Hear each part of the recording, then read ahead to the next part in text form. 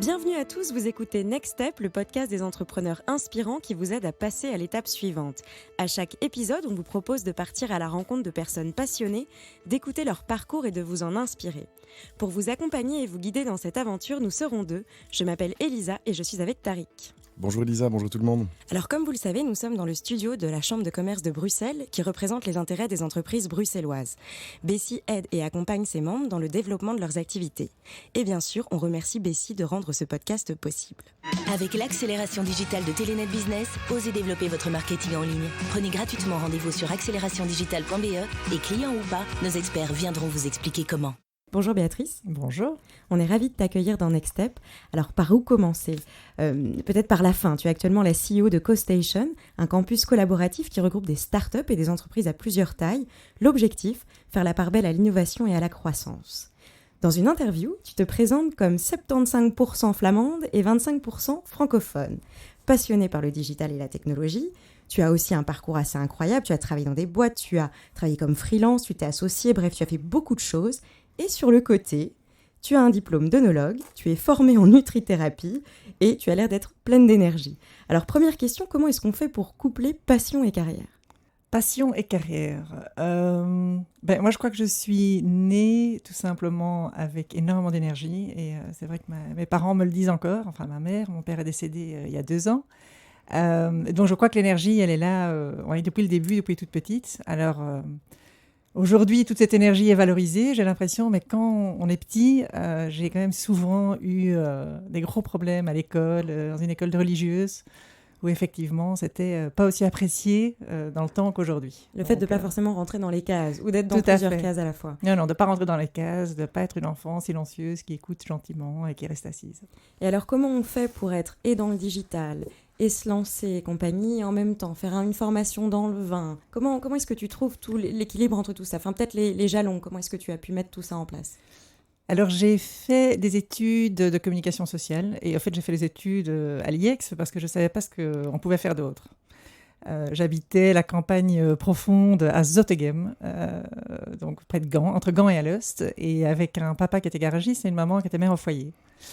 Et donc, des études, ils n'en avaient pas fait. Et donc, pour eux, ils ne savaient pas me conseiller non plus. Donc, c'était, oui, si tu veux faire des études, c'est bien, tu peux, mais tu dois les faire en français. J'étais à l'école à Anvers, à Alost, en néerlandais. Et donc, ils trouvaient que je devenais quand même un petit peu fort flamande. Et donc, ils m'ont dit les études, OK, mais à Bruxelles. Et là, je ne sais pas par quel biais, mais j'ai découvert l'IEX. Ça m'allait très bien, c'était très chouette, très amusant. Mais en même temps, je n'ai jamais travaillé dans le domaine de la pub ou ce que j'ai fait à l'IEX. Par contre, il y avait un truc qui me passionnait, c'était l'arrivée de l'Internet. Et en fait, oui, c'était le début de l'Internet ici à Bruxelles. C'était encore du temps avec Alta Vista, avec le petit chat avec la petite fleur, là, je ne sais plus comment ça s'appelle. Non. Et donc, je trouvais que c'était incroyable. Et mon premier job était dans une boîte de production de cinéma. Et on avait le fax qui envoyait les scénarios de pub et de long métrage. Et donc, c'était des longs papiers de fax à Scarbeck. Et je me souviens d'avoir été trouver le patron et je lui avais dit, mais écoute, c'est super, si on prend un ordinateur avec Internet, t'imagines, on va pouvoir envoyer des mails avec les scénarios entre Paris et Bruxelles. Il m'a dit, OK, ça va, très bien, on va faire un ordi, ton ordi, il y aura Internet. Et c'était avec Cello, non, je ne sais plus, enfin, c'était le premier Internet à large bande passante, via le câble, voilà, tout un truc. Et puis, c'était, c'est tellement bête à dire, mais c'était la période où tout le monde envoyait des bêtes blagues. Donc, on s'envoyait des photos de cul et des trucs. Enfin, c'était vraiment des bêtes choses qu'on pouvait s'envoyer entre collègues. Et non, pas collègues, entre gens de différentes entreprises. Oui. C'est vraiment le début de cette aventure. Et donc, ça m'a vraiment... Enfin, moi, j'ai adoré. Je me suis dit, mais attends, ça a un potentiel de dingue, cet Internet. Et puis, je suis partie de cette première expérience professionnelle, justement, pour aller travailler dans une boîte qui crée des sites web, Beyond the Net. Et voilà. Donc, un de mes clients était Telenet. Et puis, après 1 an chez Beyond the Net, j'ai commencé chez Telenet toute la stratégie de lancement de contenu, le portail. Donc, c'était vraiment les débuts des années 2000 et toute la stratégie, oui, de contenu, la consommation de contenu via Internet. Enfin, ça paraît des siècles, on dirait, mais bon. Donc, déjà, l'innovation te drive. Enfin, je veux dire, c'est ce qui te drivait depuis le début. Oui. Les challenges, mettre des choses en place, les process. Alors, j'adore les choses compliquées, j'adore les challenges compliqués et puis voir justement comment on peut simplifier tout ça. Justement, quand je disais, j'ai quand même eu pas mal de problèmes scolaires. Enfin, j'ai réussi jusqu'à mes 18 ans. Et puis après ça, tout ça a bien été, mais j'ai jamais été une enfant où tout allait facilement. C'était quand même assez difficile. Et donc, j'estime que je suis arrivée à faire des choses dans ma vie plutôt parce que je ne comprenais pas les choses et que donc j'avais envie de simplifier pour pouvoir comprendre, que de garder des affaires complexes et de dire, en fait, c'est très complexe et donc c'est bien. Non, pour moi, quand c'est trop complexe, c'est que c'est pas bien. Donc, il faut vraiment simplifier et qu'en fait, la vie, ou en tout cas, souvent, ce qu'on fait est beaucoup plus simple, ou bien va marcher si on arrive à simplifier. Oui. Enfin, je sais pas si tu comprends. Si, c'est clair, Ouais. c'est très clair. Ouais. Et alors, je crois qu'après, il y a des périodes de ton parcours où tu es freelance. J'ai vu ça à un moment, tu es freelance. Donc, Tout à tu te fait. lances un peu dans le côté indépendant. Ouais. Donc, j'ai fait Qu'est-ce qui te Telenet. pousse à te lancer? Alors, donc, j'ai fait Telenet et puis après ça, Microsoft. Et j'ai toujours rêvé de travailler chez Microsoft. Donc, pour moi, ça, c'était le top. Quand je suis arrivée chez Microsoft, c'était waouh, c'est vraiment le king of the world. Là, c'est top. D'ailleurs, j'ai eu, pour moi, la meilleure coach dans ma vie que j'ai eue, ou la meilleure boss, c'était Sylvie Hirzi, qui m'a engagée chez Microsoft. Et c'est vraiment la personne qui m'a apporté énormément. Et je me souviens, d'ailleurs, si elle nous écoute, c'est marrant, parce qu'elle m'a dit dans l'ascenseur après l'interview, elle m'a dit, écoute Béatrice, pour moi, il n'y a pas de problème, tu as le job, j'aime bien engager des gens qui sont plus malins que moi. Quand tu as ça, enfin le niveau ça met la pression aussi. Oui, voilà, le niveau de humbleness, enfin je sais pas comment on dit, mais d'un boss, tu viens t'es en âge parce que tu as eu une interview et qui te dit ça, pour moi c'est vraiment un exemple très riche, qui était vraiment très très bien. C'est plus efficace qu'une grosse voiture. Oui, non, ça je retiens, ça c'est vraiment... Et c'est intéressant parce que tu dis justement, pour toi c'était le king, Microsoft c'était le rêve, pourtant tu n'y es plus, donc comment est-ce qu'on quitte le rêve? Eh bien, en ayant accouché de ma troisième fille, et je sais pas, à mon avis, je devais être boostée aux hormones, je ne sais pas lesquelles. Et là, je me suis dit, voilà, après, je crois que ça fait 5 ans que je suis restée chez Microsoft. J'avais un chouette carnet d'adresses, j'avais plein d'énergie hyper dynamique, et je me suis dit, vas-y, lance-toi et fais le changement que tu as envie de faire chez plusieurs clients au lieu de rester dans une société. Et c'est là que tu te lances comme indépendante? Et tout à fait. C'est là où je me lance comme indépendante. Chaque fois, donc, en travaillant pour des projets de transformation, de transition, donc du print vers le web, entre autres pour le L, pour le Psychologie Magazine, donc des projets vraiment pour le Vlan, donc tout ce qui était vraiment projet de transformation et de transition print web, principalement pour ces clients-là, mais pour d'autres clients aussi. Donc, c'était effectivement une expérience de freelance. Et c'est assez incroyable parce que souvent, tu prends quand même à bras-le-corps des challenges ou des projets pour faire justement cette transition. Comment est-ce qu'on reste toujours un petit peu aux aguets, l'œil ouvert, pour justement pouvoir toujours innover et apporter de la fraîcheur?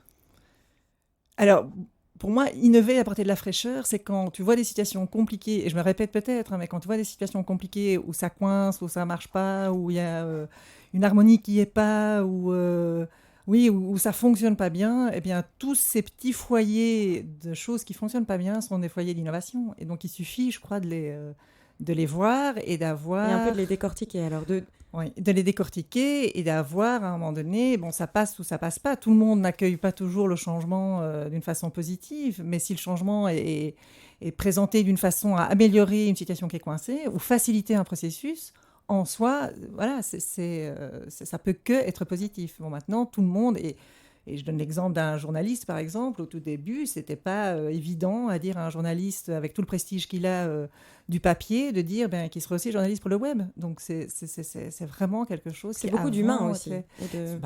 Oui, nous ne sommes que des humains. Enfin, tout est que humain. Enfin, oui, donc il n'y a que des humains dans tous les processus. Mais justement, on en parlait ce matin avec une autre interview où on parlait de l'enjeu de la machine, du changement technologique, donc du coup un peu moins humain, et en même temps de l'humain qui est indissociable. Très bien. Alors, donc, tu te lances comme indépendante. Oui. J'imagine que ça fonctionne bien. Et alors, il y a quelque temps, tu arrives chez CoStation, et on le disait tout à l'heure en off, qu'avant de travailler pour CoStation, tu étais résidente chez CoStation, c'est ça, hein? Oui, tout à fait. Et ça, c'est intéressant. Comment est-ce que tu opères cette transition? Donc, quand j'étais résidente de CoStation, c'était lors de mon association avec Cédric, donc pour Pigmentum App et Virtuologie Academy. Et donc, on était résidents là et on était comme partenaire académique de CoStation, donc au tout début de la création. Donc, qu'est-ce que vous faisiez? pour un peu remettre au niveau des auditeurs. Donc, c'était des formations dans tout ce qui était entrepreneuriat et innovation pour les résidents de CoStation avant, mais c'était au tout début, donc il n'y en avait pas encore beaucoup. Et aussi pour les actionnaires de CoStation. Donc, c'était vraiment de la formation, de la création de programmes. C'est vrai que c'est quelque chose que c'était ma tâche première aussi dans l'association avec Cédric. C'était lui donner les formations et moi, je créais les programmes. Donc, je créais les programmes que lui, après ça, animait et donnait. Et puis moi, j'ai commencé à en donner aussi. Mais je crois que le challenge, moi, ce que j'adorais et j'adore toujours, et c'est ce que je fais encore aujourd'hui, c'est justement de comprendre ce problème, que ce soit d'une petite, une grande entreprise, une entreprise en transition, une entreprise, peu importe, comprendre les problèmes et essayer de trouver justement des façons, pas pour le faire pour eux, mais pour aider les gens à qu'ils apprennent comment faire le changement ou être propre maître de leur changement. Donc, je ne dis pas que les consultants, c'est pas bien. En soi, on l'est aussi indirectement, mais... il y a le côté un peu responsabiliser les gens. Alors, ça, c'est une très belle phrase. Moi, alors, on n'a pas toujours le choix, mais je crois quand même aussi que très souvent, on a le choix de comment on se sent, de comment on prend les choses. Donc, on est maître de nos propres choix.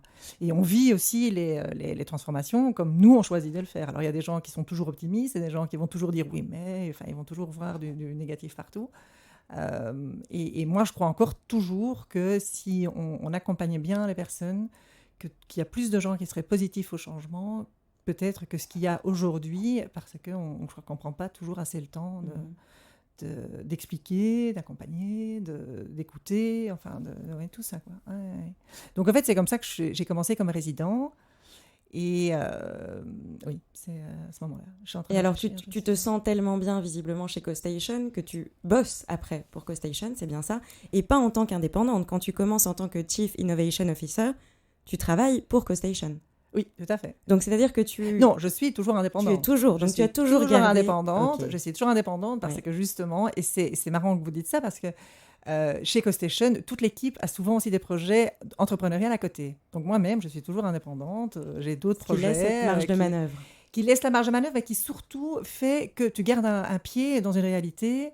et que ce soit entrepreneur d'une ASBL, que ce soit... j'ai une personne qui travaille chez nous dans l'équipe d'innovation qui a une boîte dans tout ce qui est data management à côté. Corentin, qui est mon CEO, a un CrossFit, le CrossFit Danseur, qu'il a cofondé. Donc, je trouve ça très intéressant, justement, de dire, tiens, mais ayez des projets. Il y a la fille qui fait, donc Audrey, qui fait tout ce qui est marketing. Elle travaille tous les week-ends dans un refuge pour animal. Donc, elle est hyper engagée dans toute la cause animalière. Donc, je trouve que c'est très, très... Oui, parce que chaque activité nourrit celle d'à côté. Donc, et surtout, ça montre aussi un niveau de curiosité par rapport aux vraies choses de la vie aussi, que ça peut être entrepreneurial ou sociétal ou peu importe. Et pour moi, il n'y a rien à faire, mais j'adore travailler et je crois que je le suis fort moi-même aussi avec des gens qui sont curieux de tout. Et donc, ça permet d'avoir toujours une curiosité, une créativité qui arrive pour plein de choses. Et alors, tu deviens Chief Innovation Officer de CoStation. Qu'est-ce que c'est que Chief Innovation Officer comme métier? Qu'est-ce que tu fais? Donc, quand j'ai commencé chez CoStation, c'était principalement... CoStation était, et elle est encore parfois fort vue comme un lieu de coworking. Et donc là, il y a 1 an et demi, c'était vraiment pour donner cette espèce d'accélération dans tout ce qui était programme aussi d'innovation pour des grandes entreprises, mais principalement toujours avec un focus sur les collaborations avec les petites entreprises, qu'elles soient résidents de CoStation ou pas. Donc vraiment déjà avoir ces premiers drives de open innovation entre grands et petits, entre grands et grands, entre petits et petits, enfin voilà. Et donc créer un espèce d'écosystème entre petits et grands avec des ponts. Ok, et qu'est-ce que c'est l'innovation chez CoStation? Alors, qu'est-ce que c'est l'innovation chez CoStation? C'est de mettre des gens autour d'une table sur des challenges ou des problèmes communs et trouver des solutions conjointement, donc ensemble, qui créent une valeur économique et une solution durable par rapport aux problèmes de chaque acteur autour de la table. Donc, tout le monde doit pouvoir s'y retrouver. Et toujours dans un focus avec le client au centre de la réflexion, avec l'humain au centre de la réflexion. Donc vraiment, un vrai pain, un vrai problème, différentes sociétés qui ont ce problème et trouver des solutions ensemble. Donc de la co-construction. Ouais. Alors je crois que ça se fait de plus en plus, donc ça c'est très très bien, parce qu'au moins... et surtout aussi, on ose dire aux entreprises, on trouvera plus vite la solution quand on est plusieurs à réfléchir, ensemble et à trouver des solutions que de faire tout seul. Ouais. Maintenant, tu es devenu CEO de CoStation.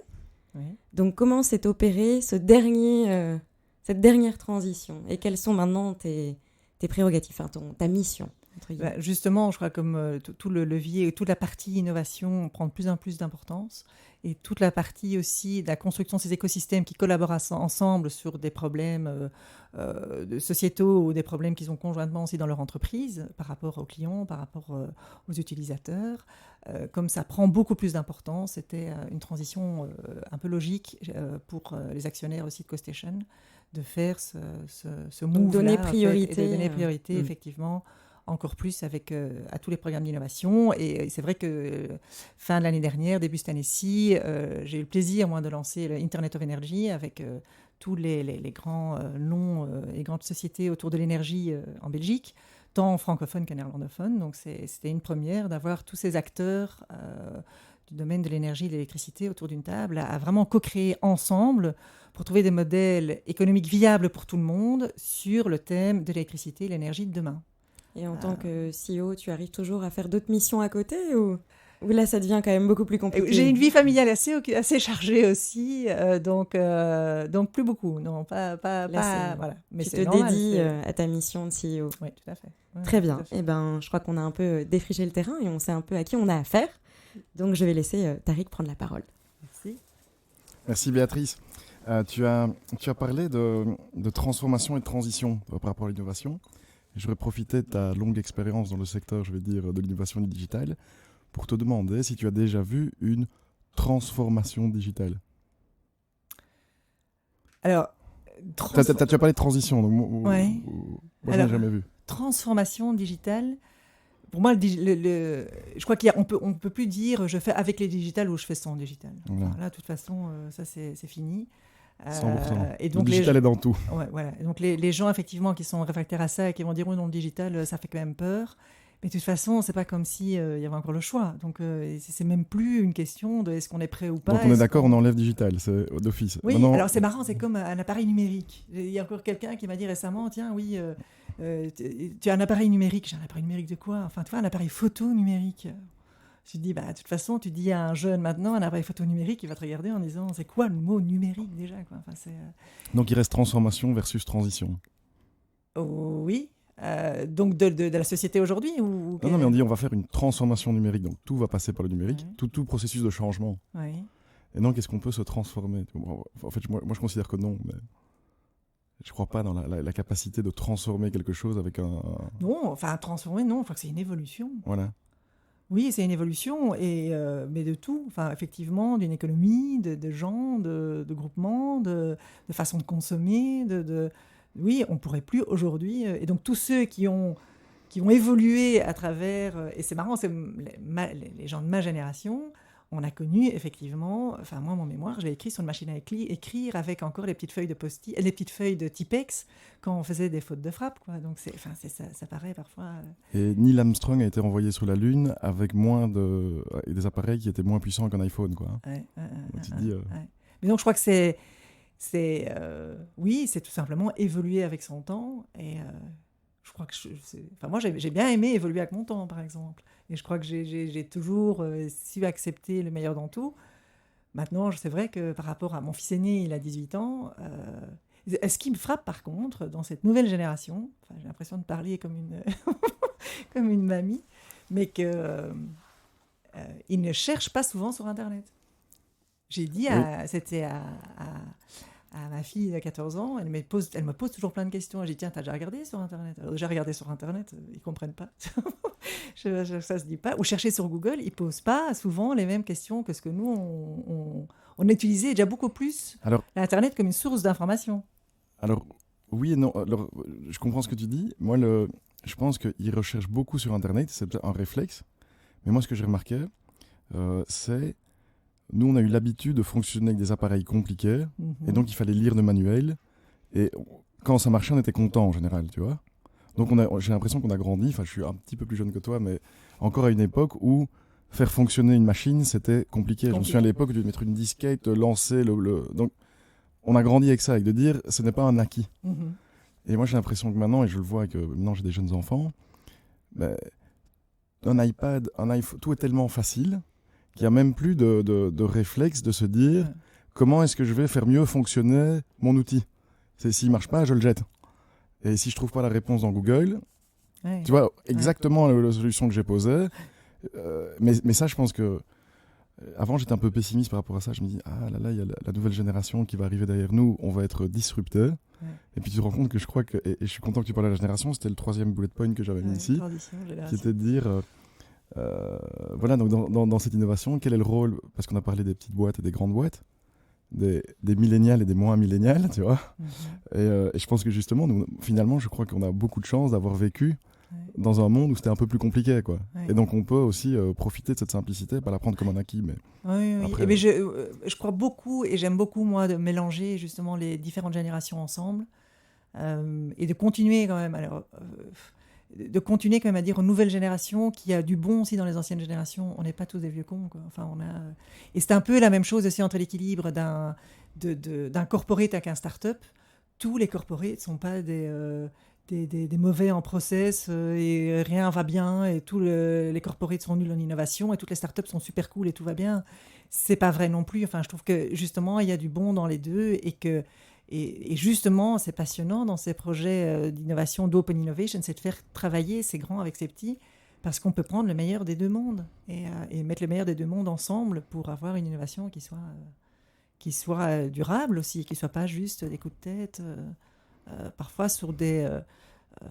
parfois on découvre des startups qui focus sur un problème qui n'en est pas et qui ne survit pas non plus. On a eu récemment des échanges sur le thème du corporate venturing. Alors ma question c'est, de ton point de vue, de ce que tu observes, est-ce que toutes les startups auraient à gagner à s'approcher des corporates, ou est-ce que c'est juste certaines, et à l'inverse, est-ce qu'il y a certaines corporates qui sont plus enclines à bénéficier de collaboration avec les startups, tu vois, je veux dire. Oui. Non, moi je crois que ça peut vraiment être tout le monde. Alors ça t'arrange peut-être pas cette réponse-là. Mais moi j'ai pas d'agenda par rapport à ça. Non, je trouve que justement, non, ça peut vraiment être toutes les boîtes, et qu'elles soient petites et grandes. Je crois que si tu as la curiosité déjà d'aller voir ce que font les autres, et que tu as l'ouverture d'esprit aussi de dire que tu es prêt à écouter ce que l'autre fait et à voir ensemble qu'est-ce qui pourrait être possible à faire ensemble. Mais je crois que ce n'est pas que des grands avec des petits. Il y a pas encore eu assez de collaboration, je trouve, entre des grosses entreprises ensemble aussi, ou des petites entreprises ensemble.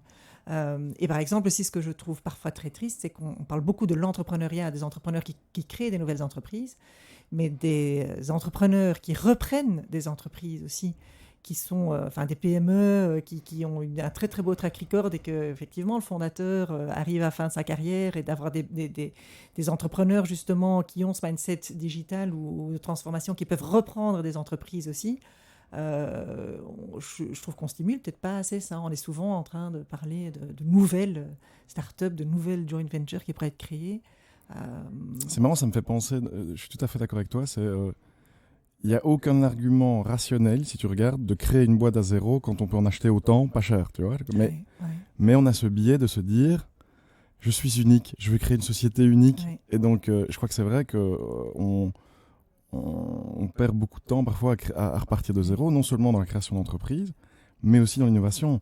Souvent, innover, c'est copier jusqu'à ce qu'on trouve son propre style.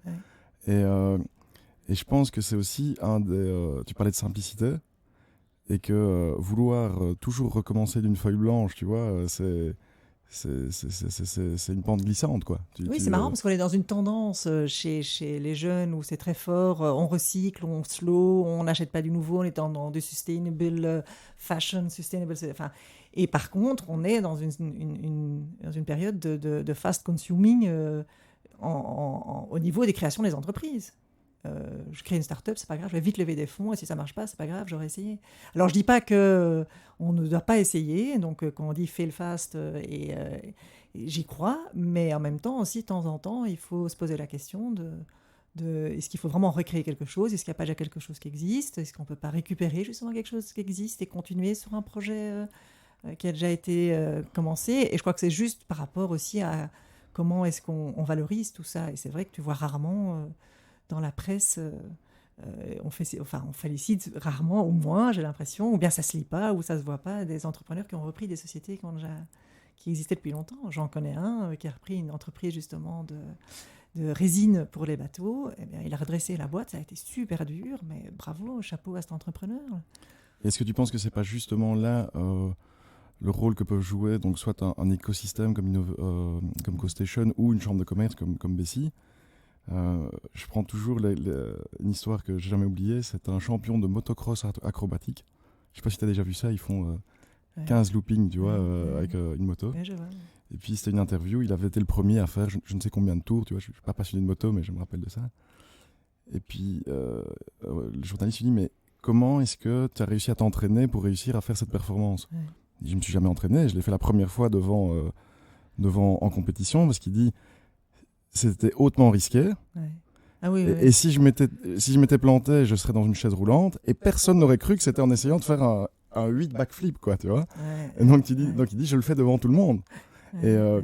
Et quelque part c'est un peu ça aussi je pense la richesse d'un écosystème, c'est de dire c'est un sport dangereux et si tu te plantes, c'est la boîte qui se plante, c'est ton idée qui se plante, mais toi je veux dire si tu n'es pas tout seul dans ta cave, les gens vont reconnaître les efforts que tu as faits et c'est pas la fin de ta vie professionnelle, quoi. Non, mais tout à fait. Je crois effectivement, comme Bessie, comme CoStation, si on parle de plus en plus le mot écosystème, là où il y a X années on parlait de communauté, maintenant c'est le mot écosystème qu'on entend partout. Un écosystème n'est pas égal à du networking. Du networking, c'est voilà, effectivement, tu viens voir un peu, tu viens écouter. Et je crois que les écosystèmes peuvent fonctionner, mais vraiment avec des conditions très importantes qui sont, il faut qu'il y ait de la confiance, il faut que quand on vienne, on s'engage aussi dans l'écosystème à partager les compétences, à partager de la connaissance, et pas juste venir et écouter et puis repartir. Il faut qu'on s'engage à donner du temps aussi. Donc ça demande quand même beaucoup d'engagement humain et de transparence pour avoir des écosystèmes qui peuvent fonctionner. En fait, écosystème, c'est un peu un buzzword. Tu avais parlé, c'est un peu un zoo, tu vois. Ah oui. Versus l'idée de, je parle peut-être de tissu. Tu vois, on doit créer un tissu humain, un tissu de compétences, et ça se fait pas rapidement, et c'est fragile, mais en même temps, ça marche très bien. Et avec des règles du jeu qui doivent être très claires aussi, des règles de jeu qui doivent être très claires dès le début. Et qu'effectivement, s'il y a abus de confiance, si on ne donne pas du temps, si on ne donne pas des compétences, si on ne fait pas confiance et on donne sa confiance, c'est des collaborations dans des modes écosystèmes qui ne vont pas fonctionner. Et donc, alors je peux peut-être paraître naïve ou babacool, mais non, moi j'y crois très fort dans ce pool de compétences sur des sujets aussi où il y a un vrai impact et une vraie urgence de collaborer ensemble. Et aussi, surtout, cross-industrie, et de dire comment est-ce que, j'ai n'importe quoi, mais le transport peut s'inspirer du bancaire, le bancaire peut s'inspirer du retail, le retail peut s'inspirer de l'énergie, enfin, donc vraiment essayer d'aller beaucoup plus hors de sa société, enfin de son entreprise, mais aussi hors de l'inspiration classique de la propre industrie. Et tu parlais tu parles souvent de ensemble, et donc de génération, pour revenir là-dessus. Les gens qui ont une idée préconçue de CoStation, ils peuvent dire c'est un endroit pour gens avec des autocollants sur leur laptop et des sneakers, quoi. Je sais pas si c'est... Enfin, donc... et à l'inverse... donc c'est un peu ça. Quel est le poids des apparences là-dedans, et quel est le rôle de toutes ces générations et des gens en costume et pas Est-ce que ça se mélange bien, tout ça? Il y a toujours des clichés, des extrêmes dans tout. Non, d'accord, mais je veux dire, toi qui le vis au quotidien, je veux dire, est-ce que... Moi, je trouve que ça se mélange bien. Honnêtement, ça se mélange bien. Ça se mélange bien si tu arrives à vraiment percer la bulle et de dire, bon, allez, on s'assied tous autour de la même table, on parle tous le même langage, chacun doit descendre de son piédestal, ça c'est clair. Le start-upper de sa glorification de « je suis un entrepreneur cool », avec ma trottinette et ma barbe, il faut tomber dans les clichés, ou le cliché aussi corporé de je suis en costard et j'ai une voiture de société. Donc voilà, je trouve, oui. C'est marrant parce que moi j'ai pas l'impression que ce soit tellement différent de quand par exemple je travaillais chez Telenet, chez Microsoft, étant entrepreneur, étant maintenant chez CoStation. Moi j'ai l'impression, en fait, j'ai évolué, donc j'ai suivi et j'ai grandi à travers le temps, bien sûr, mais j'ai l'impression d'être la même. En tout cas, de réfléchir et de travailler de la même façon. Alors, il y a beaucoup de la personnalité, tu ne vas pas savoir transformer tout le monde, mais il y a beaucoup de la personnalité de la personne, quoi. Ouais. Et tu vois les choses comment dans 10 ans, tu vois? Si tu devais imaginer CoStation dans 10 ans, tu verrais quoi? Moi, j'imagine ça bien comme un endroit un peu comme une gare avec des grandes portes et on rentre et on sort et on peut vraiment pour des sujets très concrets ou bien juste pour des sujets d'inspiration discuter ensemble et avoir beaucoup plus d'académiques aussi, amener plus des universités aussi à venir dans des lieux comme ça ou dans des lieux comme Bessie. Je trouve que tout ce monde académique doit aussi un petit peu sortir de ces auditoires et mettre toute cette recherche qu'ils ont aussi à la disposition des grandes et des petites entreprises. Mais ça commence, enfin c'est déjà bien en cours aussi. Oui, moi je vois ça très très fort comme un lieu collaboratif. Avec des jeunes aussi, moi j'aimerais bien beaucoup plus aussi avoir des écoles, pas que les unifs, mais les écoles aussi qui viennent. Enfin, je trouve ça toujours. Oui, quand on voit encore ce qu'il y a dans les livres de cours, de temps en temps.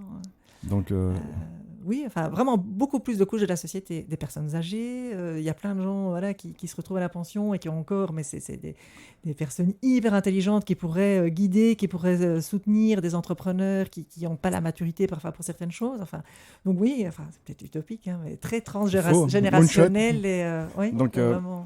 Rendez-vous dans 5 ans. Aujourd'hui, on est arrivé au bout.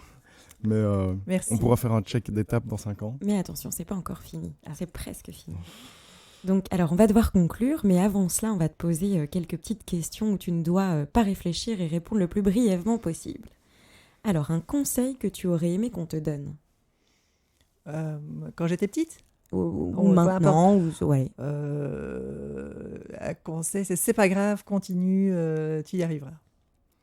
Le cliché qu'il faut oublier à jamais sur la vie des entrepreneurs? Qu'on est des escrocs. Une mauvaise habitude dont tu aimerais te débarrasser? Je suis un petit peu maniaque. Et alors, le livre que tu aurais rêvé d'écrire? Bien justement ça en fait. Non, il y a voilà ce que j'adore quand j'ai lu justement sur les nouvelles formes des organisations, donc tout ce qui est holacratie et tout. Enfin vraiment dans ce domaine-là. C'est marrant parce que je suis une extravertie, introvertie. J'ai toujours eu un gros problème avec les MBTI. On n'a jamais réussi à trouver le mien. Parce que justement, là où toute la semaine, je dois être extravertie à fond, le week-end, j'adore travailler dans mon jardin toute seule.